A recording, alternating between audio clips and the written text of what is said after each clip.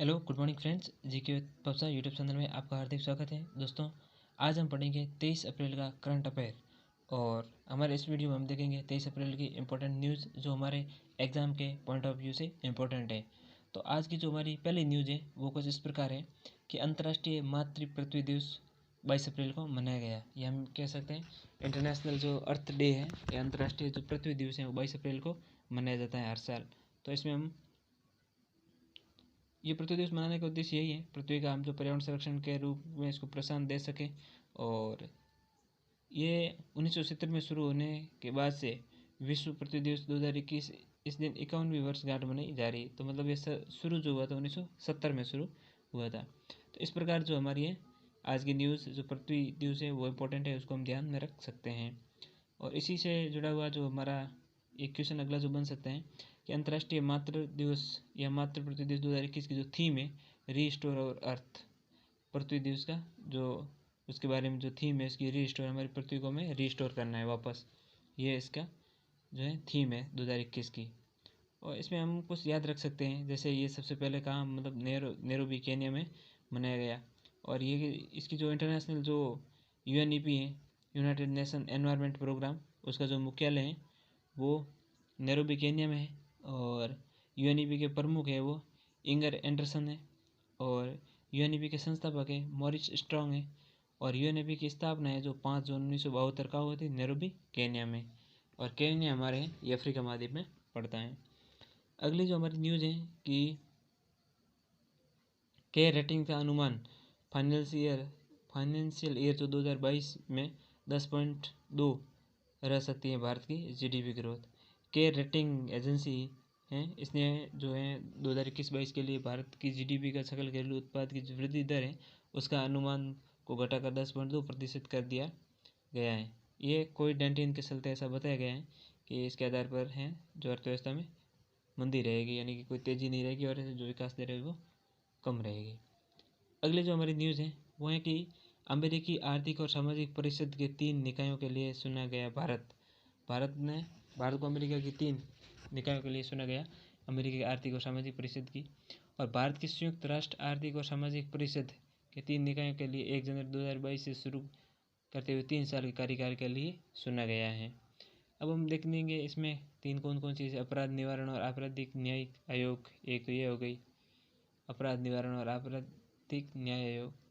तो ऐसी संस्थाओं में शामिल होकर लैंगिक समानता और महिलाओं के सशक्तिकरण संयुक्त राष्ट्र महिला के संयुक्त राष्ट्र इकाई की कार्यकारी के तौर पर काम करेगा। विश्व खाद्य कार्यक्रम के कार्यकारी बोर्ड संयुक्त राष्ट्र निकाय। तो ऐसी संस्थाओं में भारत को शामिल किया गया।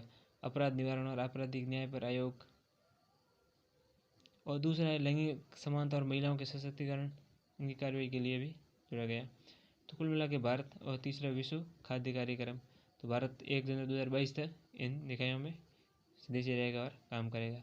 इसमें हमारे जो इम्पोर्टेंट न्यूज़ के रूप में हम याद रख सकते हैं कि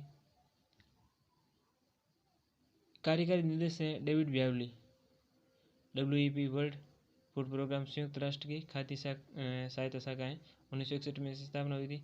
मुख्यालय रोम इटली में। संयुक्त राष्ट्र आर्थिक और सामाजिक परिषद है, उसके अध्यक्ष है मुनीर अकरम। और संयुक्त राष्ट्र आर्थिक और सामाजिक परिषद का जो मुख्यालय है न्यूयॉर्क संयुक्त राज्य अमेरिका में है इसका मुख्यालय। आगे चलते हैं। अगली हमारी जो न्यूज़ है वो कुछ इस प्रकार है कि वॉशिंगटन सुंदर देवदत्त पड्डीकल बने प्यूमा के ब्रांड एम्बेसडर। तो ग्लोबल स्पोर्ट वियर जो मतलब एक तरह से वैश्विक जो स्पोर्ट्स की वियर पहने जाने वाले जो ब्रांड है वो पूमा ने क्रिकेटर्स वॉशिंगटन सुंदर और देवदत्त पड्डीकल को लंबी अवधि के एंडोर्समेंट समझौते पर हस्ताक्षर किए। और पूमा इंडिया ने हाल ही में रॉयल चैलेंजर बैंगलोर के साथ अपनी साझेदारी की घोषणा की और भारतीय खेल पारिस्थितिक तंत्र में लगातार निवेश कर रहा है कौन, पूमा। तो इस वजह से इनको उनका ब्रांड एम्बेसडर बनाया गया है।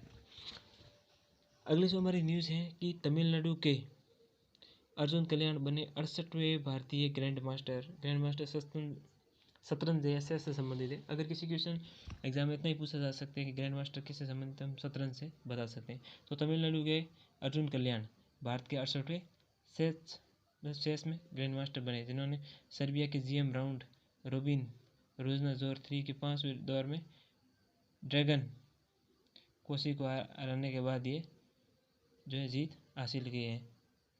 और इसमें हम विश्व शतरंज महासंघ जिसे फिडे के रूप में जाना जाता है उसका मुख्यालय लूसान स्विट्जरलैंड में है, ये हम ध्यान रख सकते हैं।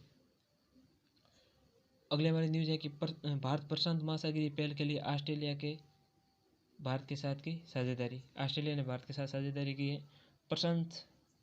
भारत प्रशांत महासागरीय पहल, सो कि जो इंडो पैसिफिक रीजन है, हिंद प्रशांत क्षेत्र है, उसके लिए ऑस्ट्रेलिया आगे आ रहा है और ऑस्ट्रेलिया ने भारत के साथ हैं जो सहयोग की साझेदारी की है।